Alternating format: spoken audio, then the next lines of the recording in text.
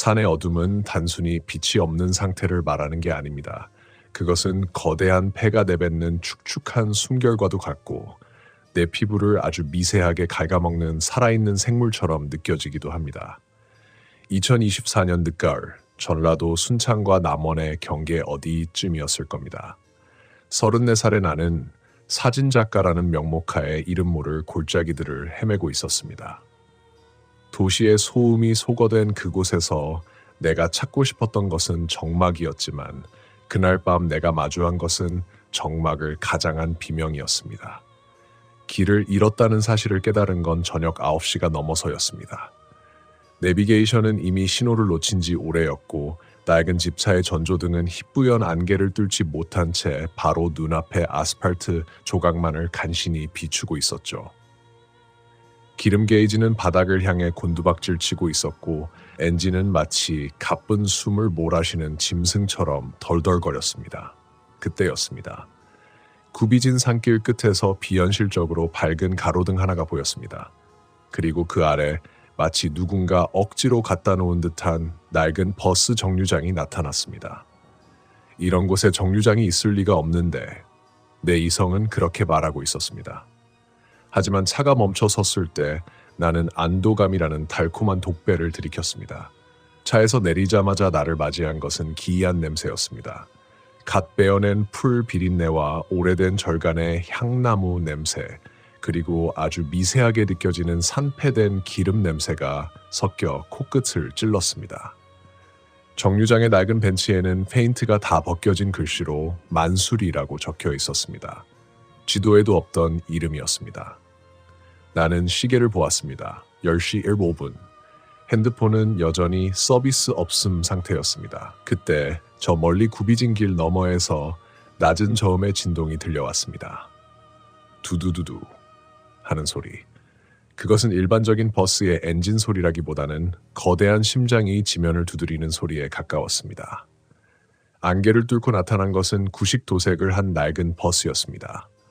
80년대나 90년대에나 보았을 법한, 지금은 박물관에나 있을 법한 노란색과 초록색이 섞인 버스. 그 버스의 전면 유리창에는 만수리 종점이라는 팻말이 걸려 있었습니다. 버스가 내 앞에 멈춰 섰습니다.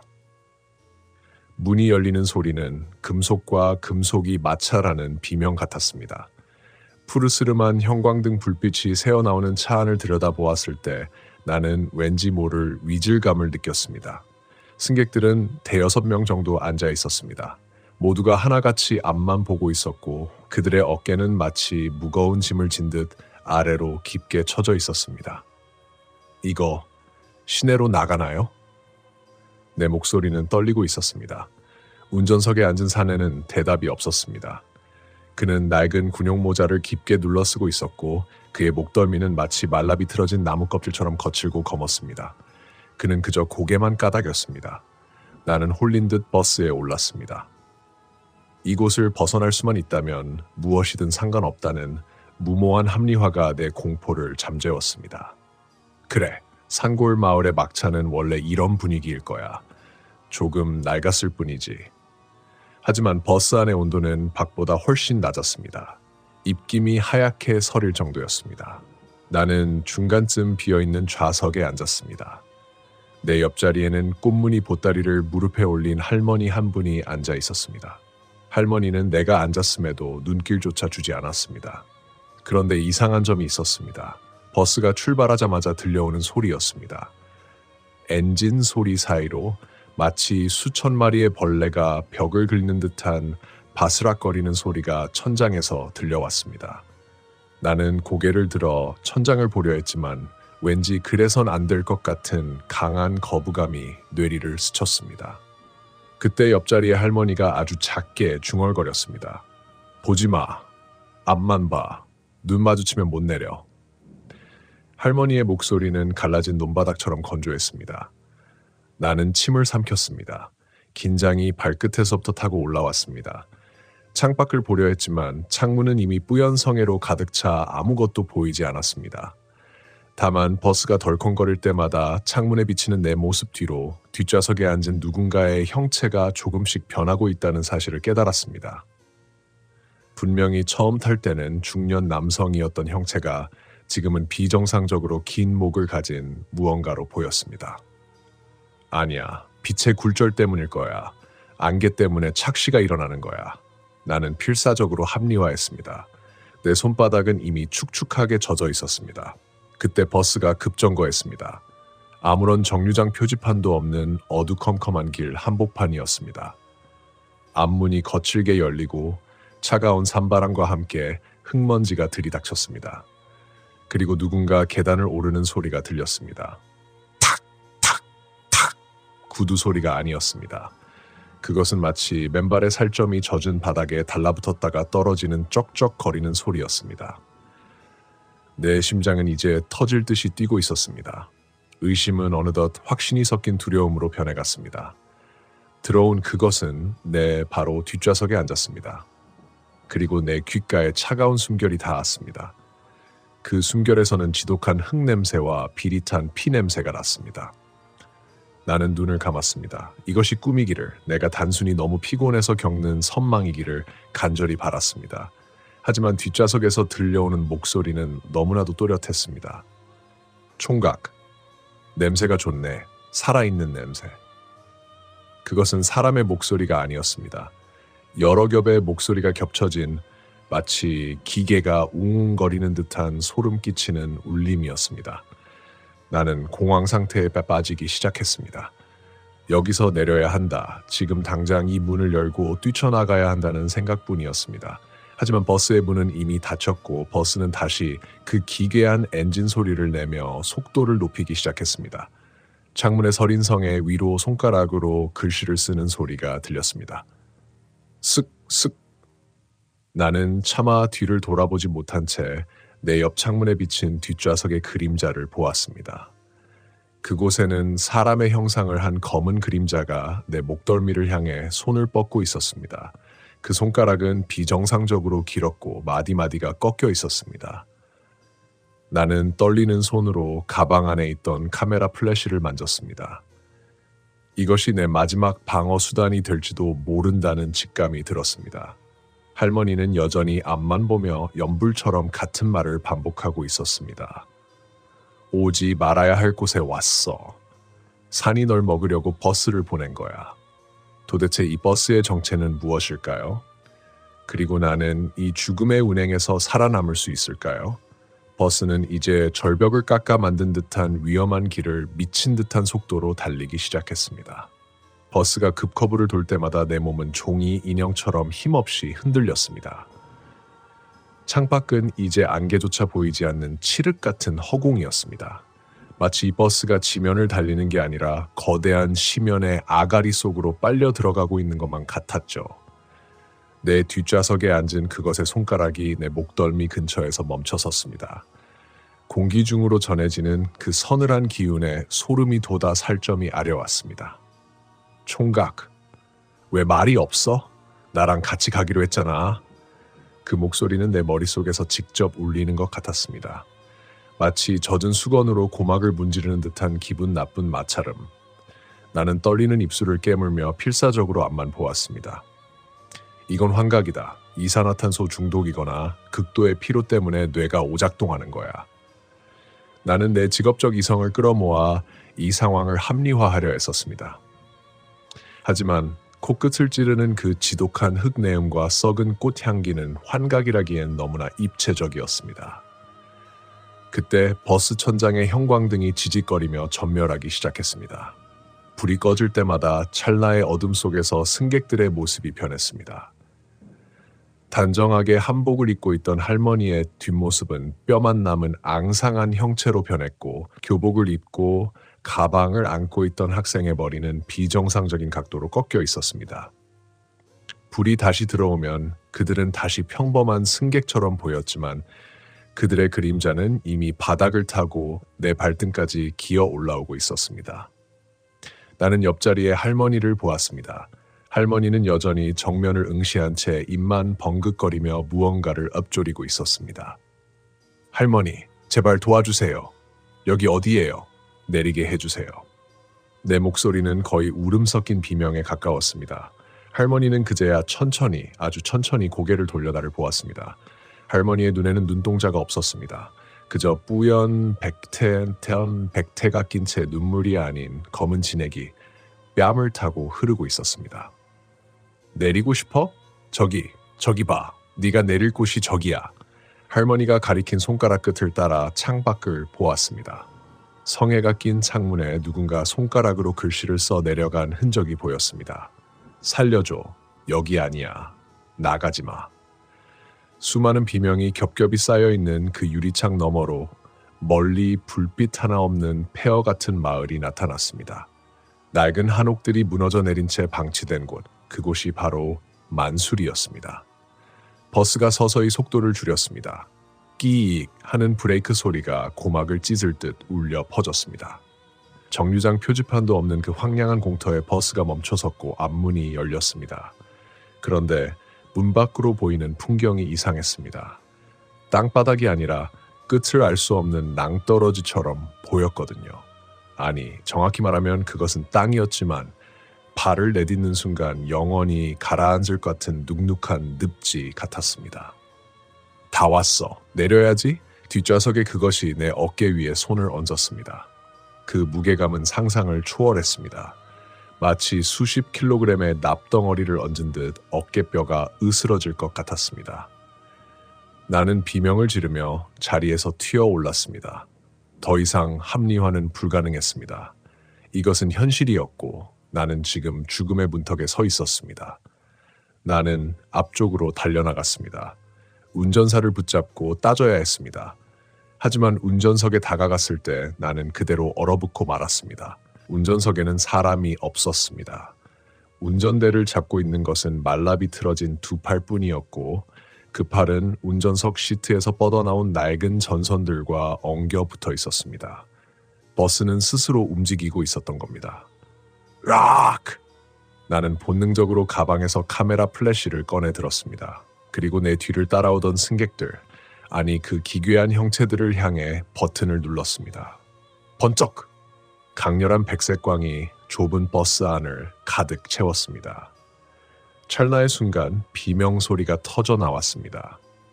그것은 사람의 비명이 아니라 수만 마리의 벌레가 불길 속에서 타 죽을 때 내는 듯한 고주파의 소음이었습니다. 빛이 사라진 틈을 타 나는 열려있는 앞문으로 몸을 던졌습니다. 바닥에 닿는 느낌은 차가운 흙이 아니라 미끈거리고 축축한 점막 같았습니다. 나는 구르듯 버스 밖으로 튕겨나갔습니다. 뒤를 돌아보니 버스는 여전히 그 자리에 멈춰 있었습니다. 하지만 내가 방금 내린 그곳은 정류장이 아니었습니다. 수십 년 전 사고로 굴러떨어진 버스들의 잔해로 가득한 골짜기였습니다. 녹슨 고철 덩어리들이 숲의 덩굴에 휘감긴 채 거대한 무덤처럼 쌓여 있었습니다. 내가 타고 온 그 노란 버스는 서서히 투명해지더니 안개 속으로 스며들듯 사라지기 시작했습니다. 그리고 버스의 뒷유리창에 얼굴을 바짝 밀착한 채 나를 노려보는 수많은 눈동자들을 보았습니다. 그들은 슬픈 듯하면서도 원망 섞인 표정으로 나를 배웅하고 있었습니다. 가지마. 혼자 두지 마. 멀어지는 버스 안에서 들려오는 희미한 합창 소리. 나는 정신없이 숲속을 향해 뛰기 시작했습니다. 어디가 길인지, 어디가 낭떠러지인지 분간할 수 없었습니다. 오직 살아야 한다는 본능만이 나를 움직였습니다. 발목에 가시덩굴이 걸려 살이 터지고 나뭇가지에 얼굴이 긁혀 피가 흘렀지만 멈출 수 없었습니다. 얼마나 달렸을까? 발밑의 감각이 갑자기 딱딱해졌습니다. 아스팔트였습니다. 나는 차가운 도로 위에 대자로 뻗어 거친 숨을 몰아쉬었습니다. 멀리서 나를 찾는 듯한 자동차 경적 소리가 들려왔습니다. 살았다는 안도감이 밀려오는 순간 나는 내 손목을 내려다보았습니다. 그곳에는 시퍼런 멍 자국이 선명하게 남아 있었습니다. 사람의 손가락 모양이 아니라 길고 기괴하게 뒤틀린 5개의 손톱 자국이었습니다. 그리고 내 가방 안에서 작은 소리가 들렸습니다. 띠링. 배터리가 없어 꺼져 있던 핸드폰이 기적처럼 켜졌습니다. 화면에 뜬 알림은 부재중 전화 10통, 그리고 문자 메시지 하나였습니다. 발신인은 알 수 없는 번호였습니다. 만수리행 막차는 1987년 이후로 운행하지 않습니다. 승차에 주의하십시오. 나는 온몸에 소름이 돋는 것을 느끼며 주위를 둘러보았습니다. 내가 서 있는 곳 바로 옆에는 낡고 부식된 표지판 하나가 쓰러져 있었습니다. 잡초를 걷어내고 확인한 그 표지판에는 이렇게 적혀 있었습니다. 1987년 11월 14일 만수리 버스 추락사고 희생자 위령비 건립 예정지. 공포는 이제 슬픔과 기묘하게 뒤섞여 내 심장을 압박해왔습니다. 나는 내가 마주한 것이 단순한 귀신이 아니라 잊힌 기억의 자네들이라는 것을 깨닫기 시작했습니다. 하지만 의문은 남았습니다. 왜 그들은 나를 불렀을까요? 그리고 내 뒷좌석에서 냄새를 맡던 그 존재는 왜 아직도 내 등 뒤에 있는 것처럼 느껴지는 걸까요? 밤바람이 목덜미를 스치고 지나갔습니다. 아니, 그것은 바람이 아니었습니다. 누군가 내 귓가에 대고 아주 낮게 하지만 분명하게 속삭였습니다. 아직 안 내렸잖아. 살려달라는 내 비명에 응답하듯 멀리서 두 줄기 강렬한 전조등 빛이 다가왔습니다. 그것은 낡은 1톤 트럭이었습니다. 운전석에서 내린 투박한 인상의 아저씨는 도로 위에 넘마처럼 널브러진 나를 보더니 혀를 찼습니다. 그는 나를 병원이나 경찰서가 아닌 인근의 작은 민박집으로 데려다 주었습니다. 그곳으로 향하는 내내 아저씨는 백미러로 나를 힐끔거리며 딱 한마디를 던졌습니다. 그 짝은 운이 억수로 좋네. 만수리 근처에서 밤을 지새우고도 제 발로 걸어 나온 사람은 근 30년 만에 처음 본단 게. 그의 말은 위로가 아니었습니다. 오히려 내 등줄기에 서늘한 얼음물을 끼얹는 경고 같았죠. 민박집 방 안에 들어서자마자 나는 옷을 벗어던지고 욕실로 달려갔습니다. 몸에서 풍기는 그 지독한 흙냄새와 비린내를 씻어내고 싶었습니다. 뜨거운 물을 틀었지만 이상하게도 물은 미지근하다 못해 서늘하게 느껴졌습니다. 비누질을 하던 내 손이 왼쪽 손목에서 멈췄습니다. 버스에서 생겼던 그 시퍼런 멍 자국. 물이 닿자 그 자국은 마치 살아있는 생물처럼 꿈틀거리는 것 같았습니다. 자세히 보니 그것은 단순히 눌린 자국이 아니었습니다. 피부 아래에 아주 미세한 혈관들이 터져서 형성된 기괴한 글자 혹은 문양처럼 보였습니다. 나는 미친 듯이 수건으로 그곳을 문질렀습니다.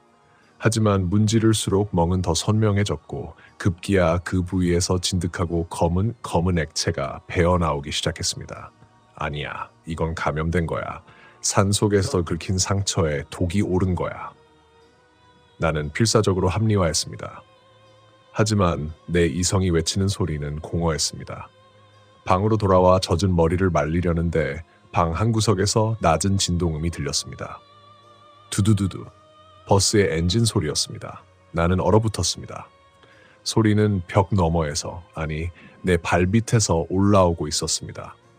낡은 민박집의 나무 바닥이 그 진동에 맞춰 미세하게 떨리고 있었습니다.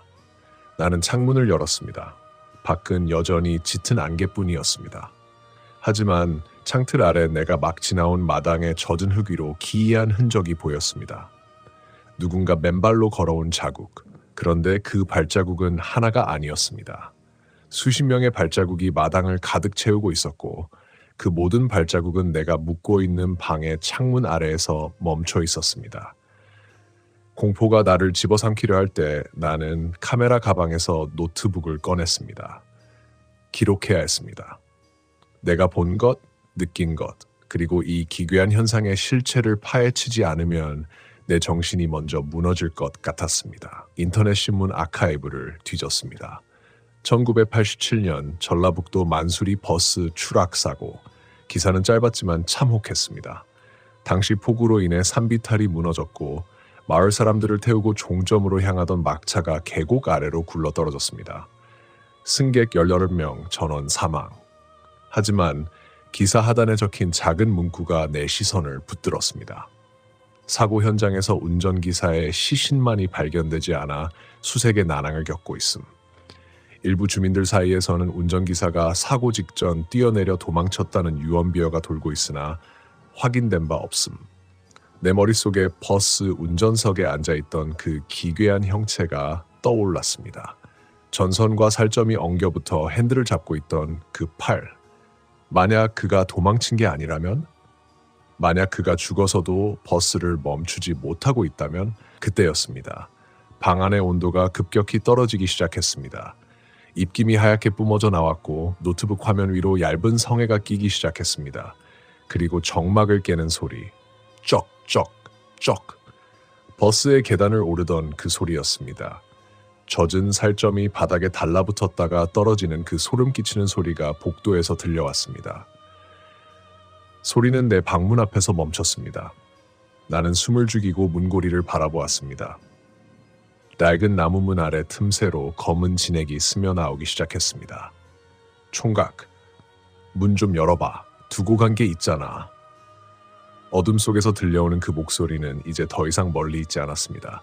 바로 문 너머 내 코앞에서 속삭이고 있었습니다. 나는 뒷걸음질 치다 벽에 부딪혔습니다.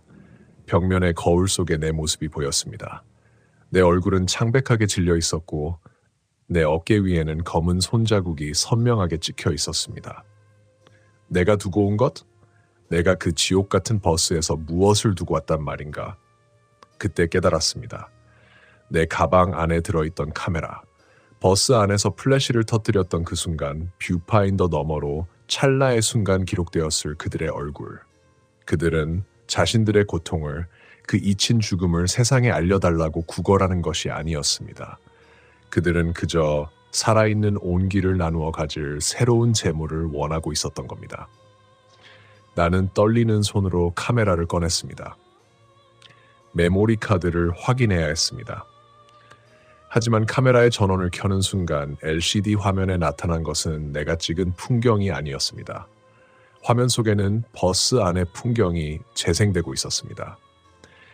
내가 셔터를 누르지 않았음에도 불구하고 카메라는 그날 밤의 모든 것을 기록하고 있었습니다. 화면 속에 나는 웃고 있었습니다. 공포에 질린 표정이 아니라 마치 무언가에 홀린 듯 인형처럼 멍한 표정으로 뒷좌석의 괴물과 대화를 나누고 있었습니다. 영상 속에 내가 입을 열어 말했습니다. 제가 대신 운전할게요. 이제 쉬세요. 심장이 멎는 것 같았습니다. 기억나지 않는 내 모습. 내가 합리화하며 부정했던 그 짧은 시간 동안 나는 이미 그들과 계약을 맺었던 걸까요? 문 밖의 소리가 거세졌습니다. 이제는 문을 두드리는 게 아니라 문을 긁어대고 있었습니다.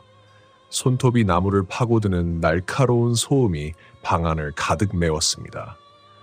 나는 방구석에 놓인 낡은 등유 난로를 보았습니다. 공포는 이제 도피를 넘어 광기로 변해가고 있었습니다. 이 모든 것을 태워버려야 한다. 이 기억도, 이 흔적도, 그리고 내 몸에 새겨진 이 낙인도. 나는 난로를 넘어뜨렸습니다. 쏟아진 등유 냄새가 순식간에 방 안을 가득 채웠습니다. 문틈으로 들어오던 검은 진액이 불길을 감지한 듯 움찔거리며 물러났습니다. 나는 라이터를 켰습니다. 하지만 그 순간 내 귓가에 들린 것은 비명이 아니었습니다. 그것은 아주 나지막하고 소름 끼치는 웃음소리였습니다. 그래, 뜨거워야 그때랑 똑같지. 불길이 치솟는 찰나 나는 거울 속에서 보았습니다. 내 등 뒤에 달라붙어 있는 불에 타 바스러진 형상의 승객들을. 그들은 환희에 찬 표정으로 나와 함께 불길 속으로 뛰어들 준비를 하고 있었습니다. 정신을 차렸을 때 내 코끝을 감돈 것은 병원 특유의 소독약 냄새와 타버린 머리카락의 역한 잔향이었습니다. 민박집 화재는 뉴스에 나올 법한 대형 사고였지만 다행히 나는 소방대원에 의해 구조되었습니다. 의사는 내가 연기에 질식해 환각을 본 것이라며 안심시켰지만 나는 알고 있었습니다. 내 왼쪽 손목의 멍자국은 이제 팔뚝 전체를 타고 올라와 마치 검은 혈관이 툭툭 붉어진 것처럼 변해 있었으니까요. 그건 화상이 아니었습니다. 그것은 일종의 초대장이자 내가 그들에게 넘겨준 약속의 증표였습니다. 제가 대신 운전할게요. 꿈결인지 실제인지 분간할 수 없는 그 목소리가 자꾸만 내 귓가를 맴돌았습니다. 나는 병원을 도망치듯 빠져나왔습니다. 내가 찾아가야 할 곳은 집이 아니었습니다. 1987년 사고의 유일한 생존자, 신문기사 구석에 이름조차 제대로 나오지 않았던 최 씨라는 인물을 찾아야만 했습니다. 수소문 끝에 찾아간 곳은 남원의 한 외진 요양병원이었습니다. 그는 병실 구석에 웅크리고 앉아 창밖만 응시하고 있었습니다. 그의 눈은 이미 백내장으로 뿌옇게 변해 있었지만 내가 방에 들어서는 순간 그는 마치 모든 것을 보고 있는 것처럼 고개를 돌렸습니다. 그리고 그가 내뱉은 첫마디에 나는 심장이 발치까지 떨어지는 기분이었습니다. 기름 냄새가 나는구먼. 아주 지독한. 만수리 고개 기름 냄새 마려. 나는 그의 침대 곁으로 다가가 떨리는 목소리로 물었습니다. 1987년 그날 밤 도대체 무슨 일이 있었느냐고. 운전사는 어디로 사라진 거냐고. 최 씨는 마른 입술을 떨며 이야기를 시작했습니다. 그의 목소리는 마치 모래알을 씹는 것처럼 서걱거렸습니다. 그날도 비가 억수같이 쏟아졌지. 버스가 비탈로 구르기 직전 운전사가 핸들을 놓고 뒤를 돌아봤어. 그런데 그 얼굴이 사람의 얼굴이 아니었어. 그는 이미 알고 있었던 게야. 이 버스는 멈출 수 없다는 걸. 그는 우리에게 미안하다고 말하는 대신 다음 사람을 데려오겠다고 빌었지. 자신의 혼을 버스에 저당 잡히는 대신 사고의 고통에서 벗어나게 해달라고 말이야. 최 씨의 말에 따르면 그 버스는 사고 현장을 떠도는 망령들의 집합체가 아니었습니다. 그것은 일종의 연옥이었고 운전사는 그 연옥을 유지하기 위한 연료와 같았습니다. 30년마다 버스는 새로운 동력을 필요로 하고 그 동력은 살아있는 자의 동의를 통해 얻어집니다. 내가 그 지옥 같은 버스 안에서 그 기괴한 존재들의 압박 속에서 내뱉었던 그 한마디. 내가 대신 운전하겠다는 그 말은 30년 만에 돌아온 계약의 갱신이었던 겁니다. 그럼 저는 어떻게 되는 건가요? 저도 그 운전사처럼 변하는 건가요? 내 질문에 최 씨는 내 검게 변한 팔을 가만히 만졌습니다. 그의 손길은 얼음처럼 차가웠습니다. 자네가 거부하면 그들은 자네를 강제로 끌고 갈 걸세. 하지만 자네가 스스로 운전대를 잡으면 적어도 자네 가족들은 안전할 거야. 그게 그 버스의 규칙이네. 희생 하나로 평화를 사는 것. 요양병원을 나오는 길 비가 내리기 시작했습니다. 1987년 그날처럼 하늘은 구멍난 듯 물줄기를 쏟아냈습니다. 나는 차를 몰아 다시 그 산골 정류장으로 향했습니다. 도망칠 수도 있었습니다. 하지만 내 백미러에 비치는 내 눈동자가 서서히 붉게 충혈되는 것을 보며 나는 이것이 피할 수 없는 운명임을 직감했습니다. 내가 도망치면 내 뒤를 쫓던 그 수많은 발자국은 내 아내에게로, 내 아이에게로 향할 것입니다. 밤 10시 15분. 나는 다시 그 노란 가로등 아래 섰습니다. 정류장 벤치에는 내가 두고 온 카메라 가방이 덩그러니 놓여 있었습니다. 가방을 열어보니 카메라의 렌즈는 깨져 있었고 그 안에는 낡은 버스 토큰 하나가 들어 있었습니다. 두두두두. 멀리서 지면을 울리는 진동이 들려왔습니다. 안개를 뚫고 나타난 노란색과 초록색의 구식 버스. 버스는 내 앞에 정확히 멈춰 섰습니다. 문이 열리고 그 비릿한 흙냄새가 나를 반겼습니다. 운전석은 비어 있었습니다. 아니, 정확히는 누군가를 기다리고 있었습니다. 나는 천천히 버스 계단을 올랐습니다. 승객들은 여전히 앞만 보고 앉아 있었습니다. 할머니도, 학생도, 그리고 뒷좌석의 그 기괴한 존재도. 내가 운전석에 앉자 핸들이 내 손바닥에 착 달라붙었습니다. 차가운 금속의 감각이 내 혈관을 타고 들어와 심장에 꽂혔습니다. 출발합니다. 내 입에서 나온 목소리는 더 이상 내 것이 아니었습니다. 수많은 사람의 목소리가 겹쳐진 기계적인 웅웅거림. 나는 기어를 넣고 엑셀을 밟았습니다. 버스는 부드럽게 안개 속으로 미끄러져 들어갔습니다. 나는 이제 압니다. 이 버스에 종점은 없습니다. 나는 밤마다 이 길을 달릴 것이고 길을 잃은 누군가에게 안도감을 주는 가로등 빛이 되어 나타날 것입니다. 그리고 언젠가 내 자리를 대신할 또 다른 사진작가를 기다리겠지요. 창밖의 안개가 서서히 걷히고 버스의 유리창에는 붉은 성에로 글자가 새겨졌습니다. 다음 정류장은 당신의 집 앞입니다. 나는 미소 지었습니다. 백미러 속의 내 모습은 이미 사람이 아니었지만 나는 비로소 평온함을 느꼈습니다. 이것이 내가 선택한 혹은 선택당한 이 기이한 이야기의 결말입니다. 세상에는 우리가 이해할 수 없는 규칙들이 존재합니다. 가끔 당신이 늦은 밤 타지 말아야 할 버스에 몸을 실었을 때 운전사의 뒷모습이 너무나 고독해 보인다면 절대 그의 눈을 보지 마십시오. 그는 지금 간절히 당신에게 운전대를 넘기고 싶어 하니까요.